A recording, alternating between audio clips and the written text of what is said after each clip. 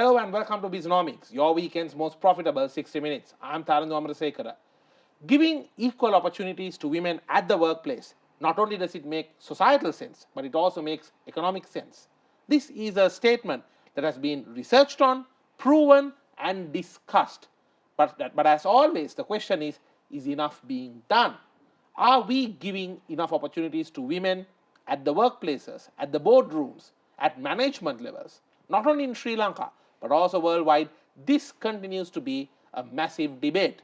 And today, joining me here on Bisnomics is a specialist in the area of women empowerment and someone who can be recognized as a voice for having equal opportunities to women, an established career professional herself, who is none other than Mrs. Gayani De Alwis, and a specialist in women empowerment who will be talking to us on what it takes to give equal opportunities to women in this corporate world.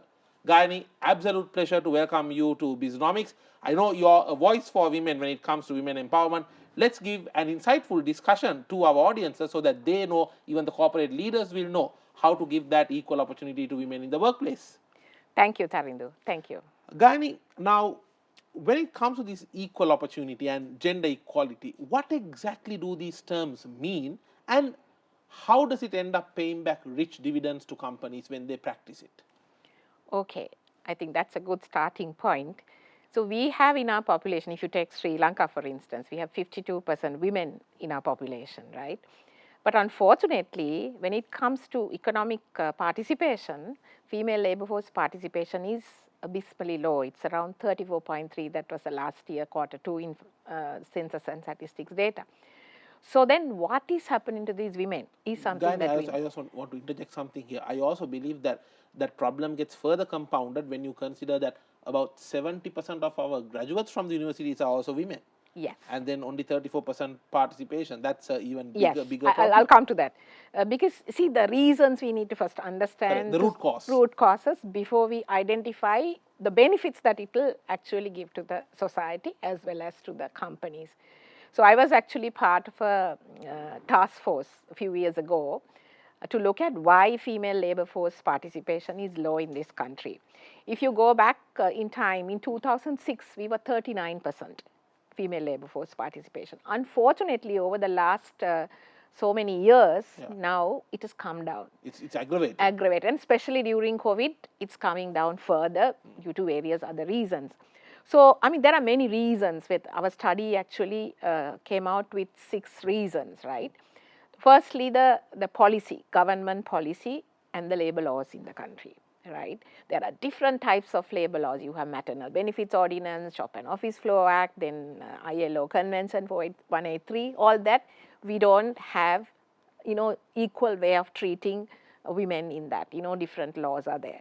Then we have policies related to women employment in public and private sector. True, we see more women in the public sector, and women prefer to go into the public sector because of the working hours and various other the protection that you have.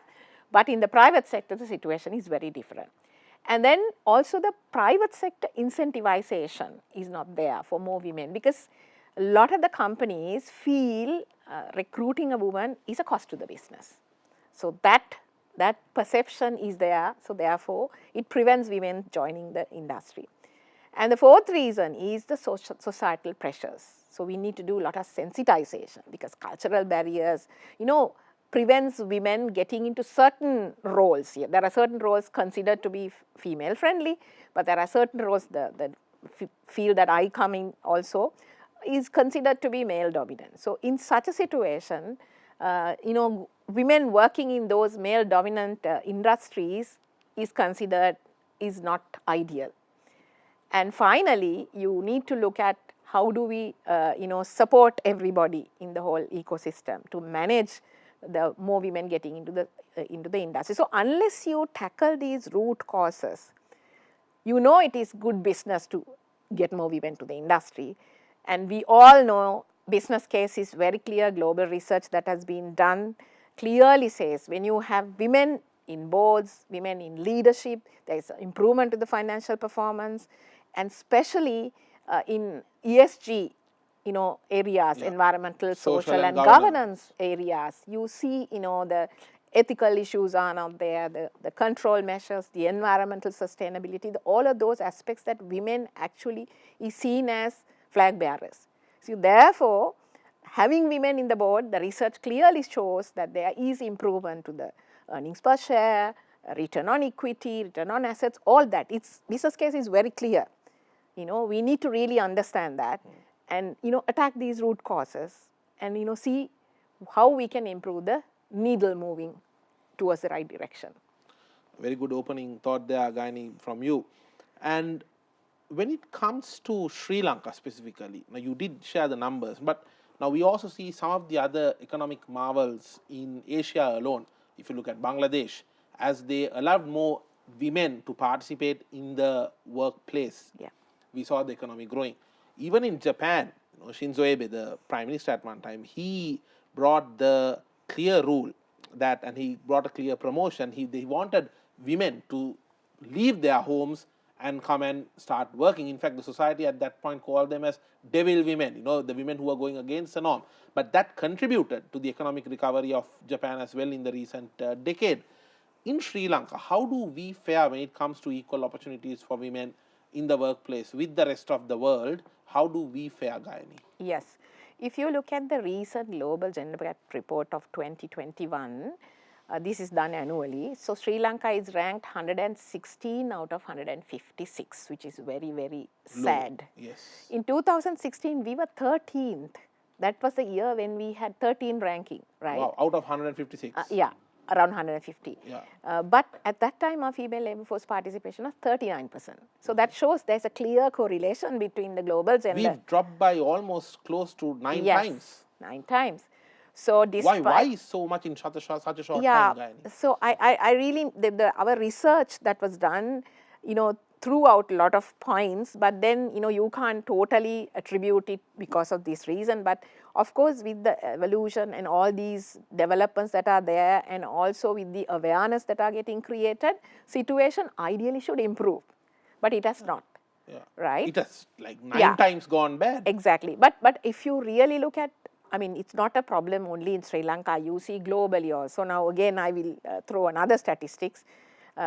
Post-pandemic, when they look at, as per the gender gap report, it now says to achieve gender parity, it will take 135.6 years. Wow. That is not happen in our lifetime anyway. And it was 99.9 years last year. Okay. So it's not only in Sri Lanka, the whole situation is changing globally. Despite right? all the talk and despite all the forums. Exactly. Bit of a, very kind of a paradox, don't you think? Paradox of the century, maybe. Exactly. But the thing is, this is actually to do with the mindset change, the cultural norms. Especially in this part of the world, situation is a bit different. But having said that, if you look at in the Western world, in the US and in the Europe and all that, women at senior management level at the board is only around 21-25%. Right? Whereas in Sri Lanka, it's 88%, which was 2017. Now it's slightly improved to 9%. That is, again, public quoted companies, right? So situation is not really good. It's slowly increasing, but this is a global phenomena. And we really need to understand the root causes, and what we know, we need to really implement those actions. The talking is enough now. We need real action. And I am not only blaming the society as well as the men, because very often people say, no, men are not considering women, all that kind of thing. But there is a role to play by women themselves as well.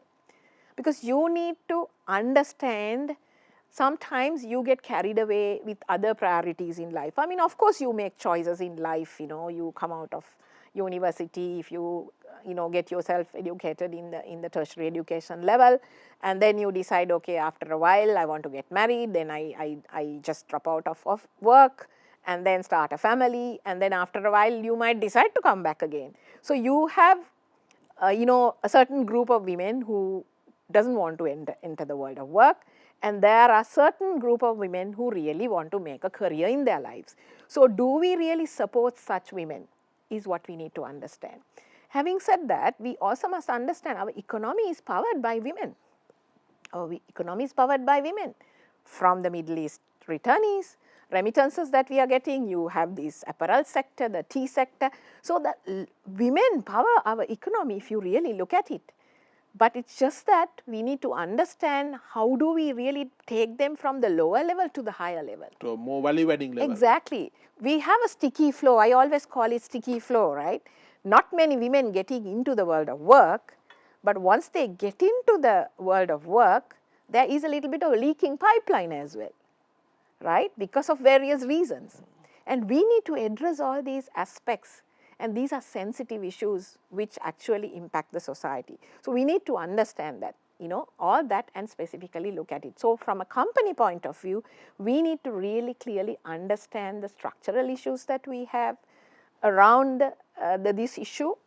And also we need to understand at a governmental level, what are the policies that we can improve. It's not a cost. Recruiting a woman is not a cost to the organization. Can the government support, share the maternity benefit? At least they can have an insurance fund and share the maternity benefit with the companies so that they will be more encouraged to get more women. Understood. Right? Gayani, when it comes to career succession, getting promoted, now we hear this term a glass ceiling. You said sticky flow, there is also a glass ceiling. Why do you think, or rather, first of all, do you think that women are getting overlooked when it comes to career progression in companies? I know some companies are there which are fantastically practicing a very good progression policy where it's not on gender, it's on competence and capability. But in general, worldwide, do we see this glass ceiling still, and what does it take to really shatter this? Yes, good question. But I for one, have broken the glass ceiling and reached whatever the highest level that I could do that. Multiple boards of successful multinationals as well. Yeah. So I mean, generally, as you very rightly said, there is a perception that there is a glass ceiling. Interesting point. Perception there is a glass ceiling. Exactly. And also that is also to do with, I mean, I'm not totally saying there is no glass ceiling at all, but there is an element of something that you yourself will also have to conquer your mind to achieve that and pierce through that glass ceiling. Because very often, if you don't get a seat at the table, you need to push for it. I mean, Sheryl Sandberg once said, if you don't get a seat at the table, bring a folding chair and sit at the table. See, you should not get carried away with all these obstacles that come your way. Yes, you have so many conscious and unconscious biases, starting from the recruitment stage. How does it come there? In the advertisement itself. I've seen some advertisement says this involves 24/7 working hours, working after whatever time. That immediately put off women. Or indirectly telling women not to apply. This is not your kind of job. And also in some jobs, they specifically say, nowadays you don't see that much, but especially in some of the government entities I have seen that, they clearly says only male candidates should apply, something like that. So that immediately you're preventing women getting into the world of work. So that should be stopped. That's why I said there is a sticky flow. One thing is women themselves don't make up their mind to join the world of work for various reasons, perceptions, various obstacles that they have. The second thing is the society also prevents women getting into that. And especially in corporates, you have, progressive corporates now have removed all these barriers. True. And also at interviews, you ask these taboo questions. Multinationals and all that, there are taboo questions. You should not ask, okay, when are you getting married? When will you have kids? Kind of stories, None of their business. None of their business. Because when you ask, then you really put pressure on the candidate. And then that might, sometimes not all men are progressive. They might think, okay, if I recruit a woman, then I have to look at a backup person, when she goes on maternity leave and all that. You don't give an equal chance to both men and women. Obviously, there is gender disparity. Gayani, we are going to come back to you on more details on this. Stay tuned. We will be back with this very insightful discussion after this short break. This is Bisnomics.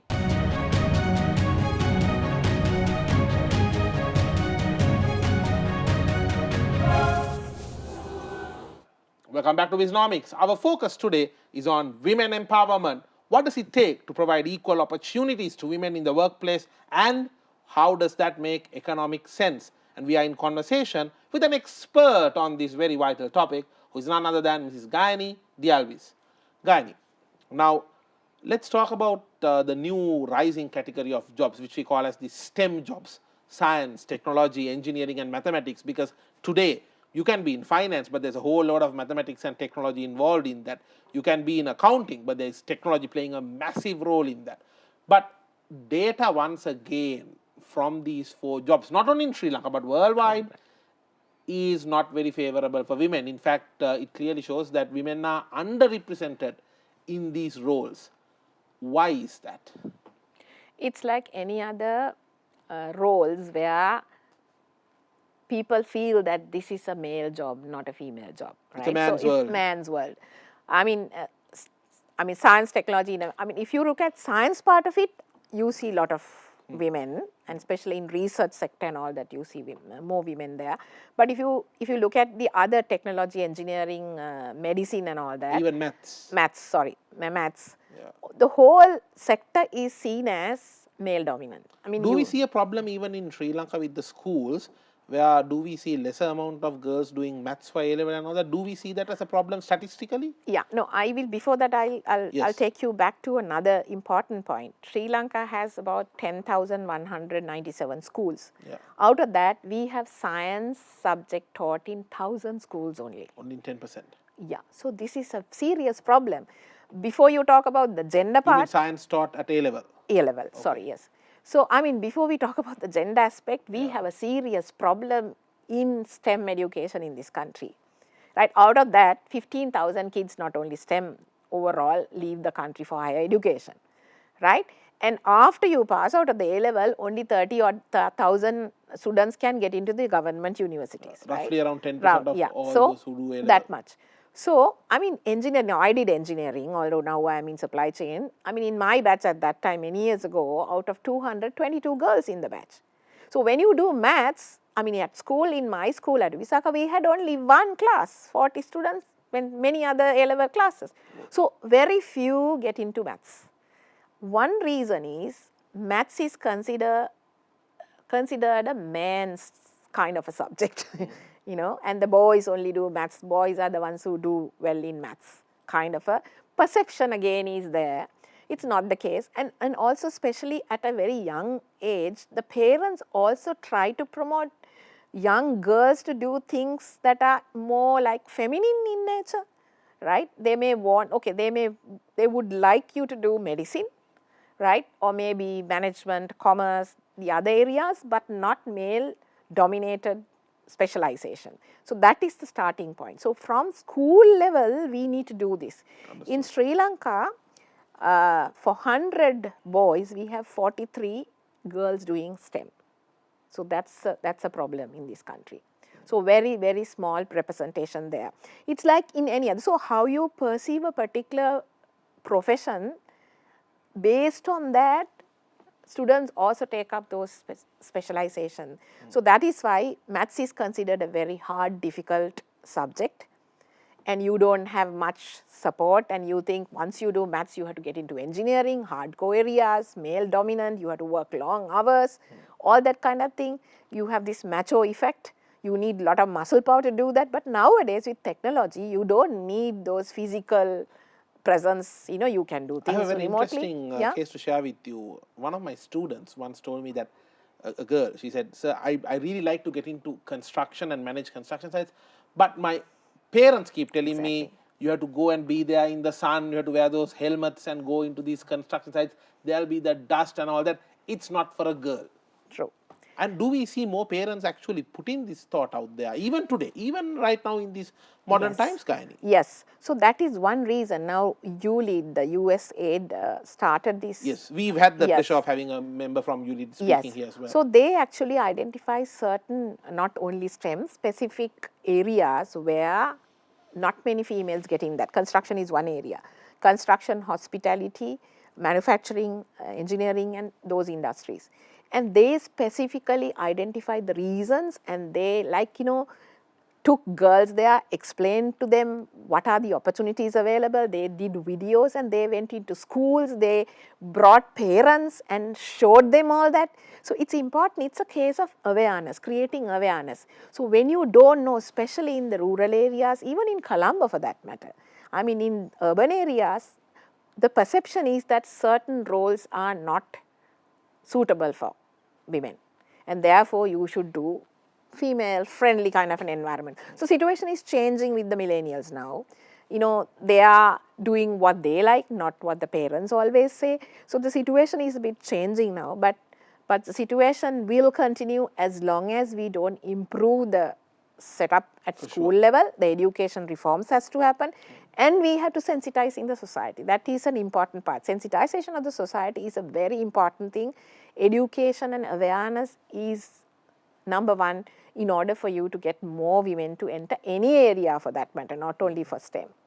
Right? Understood. Yeah. Gayani, now if you look at all these discussions, now you and I, we are based in the cities, right? We talk about these issues at the corporate level, at the multinationals, once again from a city perspective. But more than 80% of Sri Lanka is actually rural. Yes. So when you go there, you see that sometimes girls are not even allowed to come into education. Girls are told, no, you know what, after year 8 also stay at home, look after the siblings or look after the household matters. What needs to be done to get more women at the rural, I call this the rural masses, to have equal opportunities and employment opportunities to be taken to the women in the rural areas of this country? Because we can talk as much as we want, but I don't think 100% of the problem gets solved only by 20% of the people getting the solution when 80% is neglected. Sure. So I think it's again to do with the awareness and education. See, education is a great equalizer for women. The more you educate them, more they continue up to the secondary, tertiary level. They become more aware of the ground situation. They are able to convince their parents even. So the challenge now is, how do we really educate the parents? So very often at school level, there are career guidance teachers. But sometimes the career guidance teachers are also not very well trained to explain the opportunities available. Correct. Right? So that is something that we need to really work on. The other area is the mobility is another problem, especially in the rural areas. Access to schools. I mean, it's various. If they are in a very remote areas, mobility is a big problem, and especially girls getting into bicycle and going to school. You see that in Jaffna and certain part of the country, but not in all the places.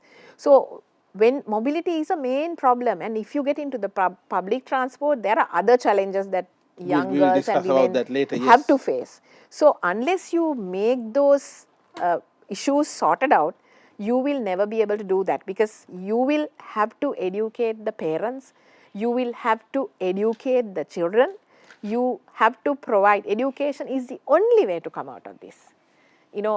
Whether you are in urban areas or rural areas, and especially now with virtual education and all that, you don't need to physically be in a school. Even if you have issues, at home, you can work from, get into the school online. So that is another important area that we can work. True. Right? Yeah. True.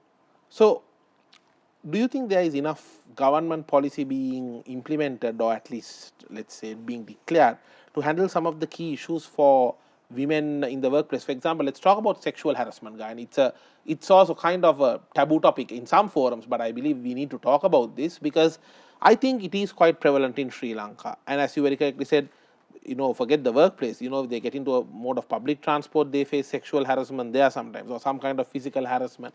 Even in the corporate sector, it's not always something that even, the limited to the lower level. You talk to girls who are in certain types of service firms, for example, audit firms. I'm not pinpointing at any one organization here, but they will tell you sometimes, the harassment that they have to face when they go out of Colombo for various audits and all that, right? Yes. But end of the day, what is the legal protection that is there for these things? Or does it tend to get swept under the carpet? Because there is also the concern that, okay, if a girl comes and talks about it openly, that after that companies will not want to hire her, etc., etc. These are genuine concerns for a lot of girls. What are your thoughts on this? Yeah. So, first of all, you need to understand that you need to have a process in place in the organization. Even one of the areas that we identified during our research on why female labor force participation low is these specific aspects that you spoke about also. So what needs to be done is you need to educate the private and public sector on these policies. Some of these organizations now, multinational of course, have very well developed policies on sexual harassment, whistleblowing, all these kind of areas. yeah. You have, hotlines where you can anonymously complain about a situation like this, and not all places have this kind of thing. So I think what is important is we must copy things with pride from these organizations. So what we did was we shared some of the good practices, best practices. There should be a repository of best practices which we can adopt. You don't need to reinvent the wheel. You can copy So with you're pride. saying there are laws that makes these crimes punishable. Let's call it crime. Sexual harassment is a crime. Yes, it is a crime, and unfortunately the problem is again the societal pressures, like what you said. Unless you come forward and complain about it, you cannot do anything about it. And then going to a police station and lodging that complaint, that can also be a harassment. Exactly. So I know in most police stations, because what are the things that we can do to promote more women coming forward, so that this problem can be, arrested. I think the Me Too movement was a very good opening. Exactly. So what needs to be done is you need to, when a woman comes to complain about such a incident, you need to have a female police constable. I think in many places they have it. That, and there should be a place which is in a room, so that it is like, you can do it in private, all that kind of thing. So there are certain things structurally we need to set up in order for you to get more women to come forward. Having said that, in organizational, before you get into that level, in organizational setup, I think by putting policies, you have to put a hotline, and you will have to have a system in place to investigate into such situations. I know some companies, some senior people had to leave organizations because of these kind of situations, right? So things are happening, but not in all organizations to the level that we want. So it is important for us as women to understand this ground reality, and also the bystander intervention is also very important. Don't just look and wait and it happen. Talk against it. About it. Yeah, especially. And also, don't you think that men also need to be educated on Exactly. Because harassment is not always physical; it can be verbal. Exactly, and also sometimes you must know what is the boundary. You should not cross that. Sometimes you might innocently do something, and that can be seen as sexual harassment. Correct. So you need to have, that is why the most important thing is education, awareness, and the policy in the organization, so that everybody is fully on board. They understand what are the do's and don'ts. Correct. And then, then everybody, it's up to us, the person who's affected, can be men also sexually get harassed. Correct. Right? So who's the affected party must come forward. And then when they come forward, they are protected. Protected. Yes, it has to be done. Some very, very thoughts there. Gayani, we are going to come back to you on more details on that. What can a CEO do to allow more women to be empowered in their organization? Let's talk about that on the other side of this break. This is Bisnomics.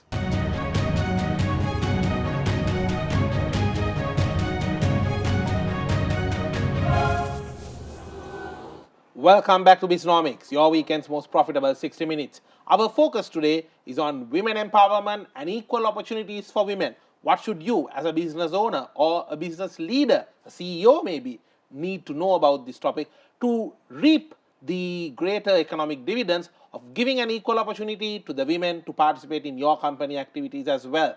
And joining me for this discussion is none other than Mrs. Gayani De Alwis. Gayani, now let's give some advice to a CEO here. You've been involved with many organizations as directors. You've been an advisor to so many CEOs.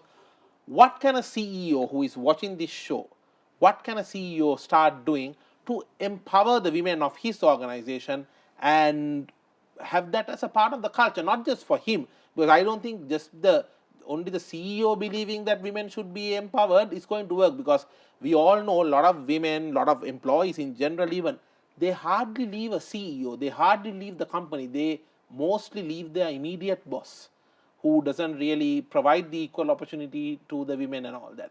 In your perspective, what can a CEO do to make women empowerment a part of the culture of the organization? Yes, good question. I think as a CEO, you're the topmost person in the organization. The buck stops with you. Exactly, and you have a huge responsibility to make this happen.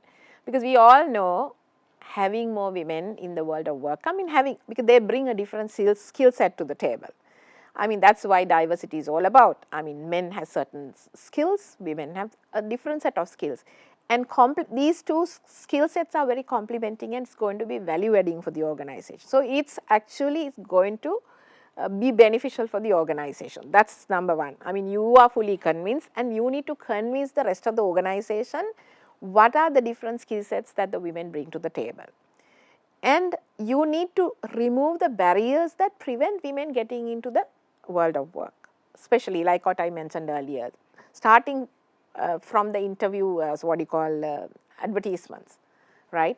And then at the interview boards, you need to train them to remove the conscious and unconscious biases. I know companies who are training the interviewers on these conscious biases, because the moment you put your perceptions and try to make your decisions, then obviously you are preventing more women getting into the company. And most of the purchase decisions are done by women. So having more women, you understand their psyche, right? They are going to contribute to the business, right? So having them in your organization is going to be good. Think like a man, think like a woman too. And that will help the organization to grow.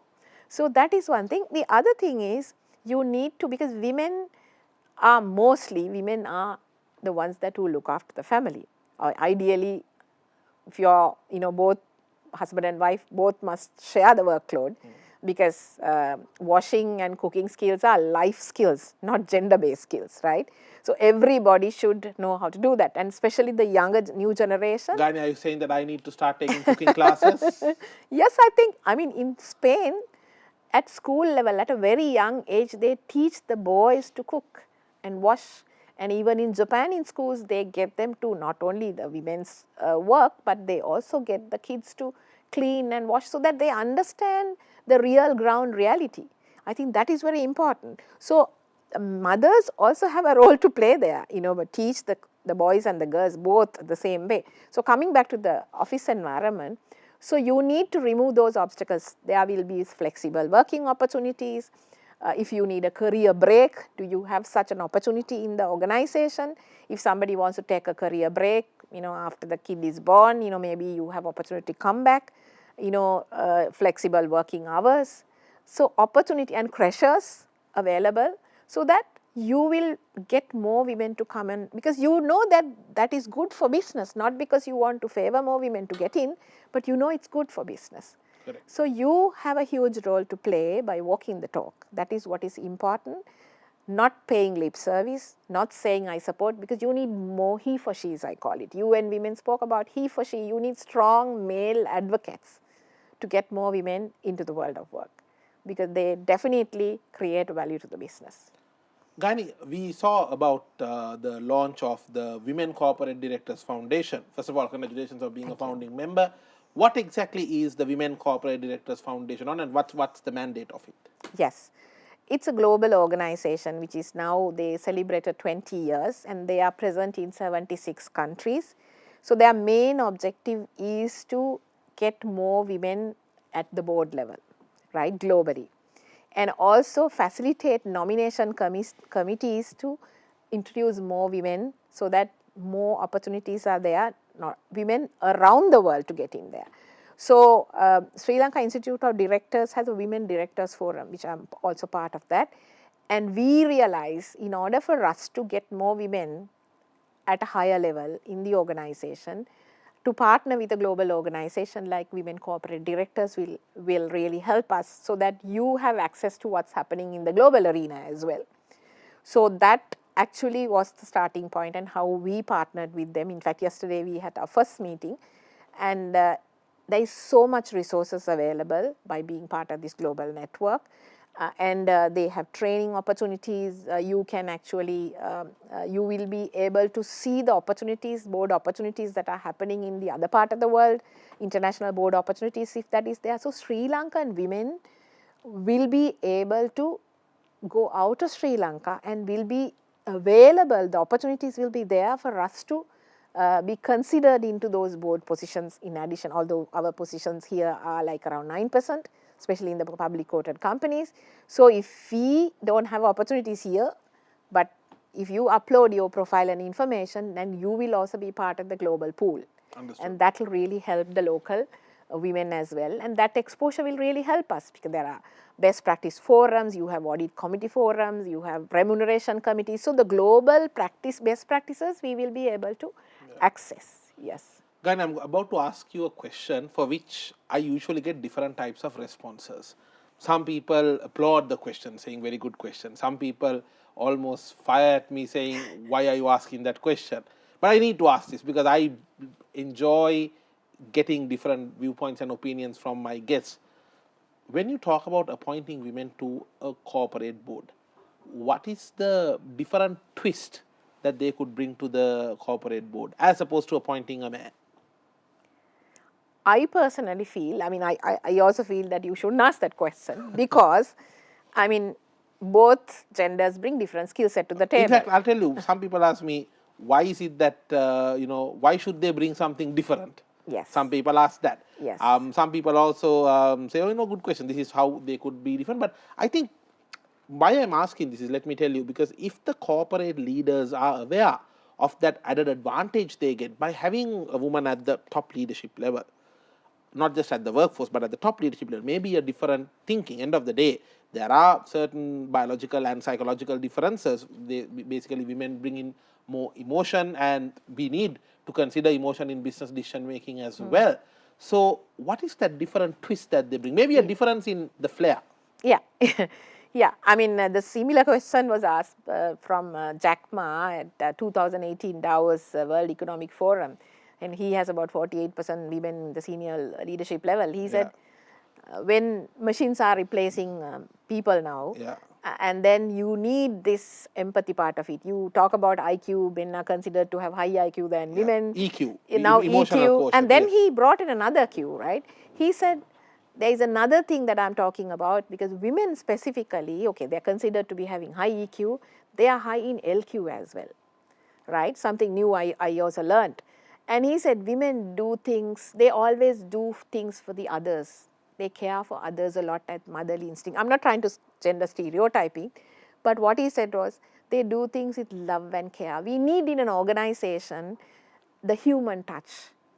And women are the people, I mean the gender who always make the purchase decisions, and they do things with love and care, and you need that in the future 21st century skill, and that is what is required in the future world of work. And I feel that is something that I always think that women bring to the table. And also, and as an example, I mentioned to you about the research that has been shown that ESG parameters, the financial improvements, of course, statistically, you will also have opposite of that as well. But you see more and more researchers coming up saying that having more women, and when you have 30% women in the board, there is, again, Fortune 500 company research that was done, and 15% improvement to profits.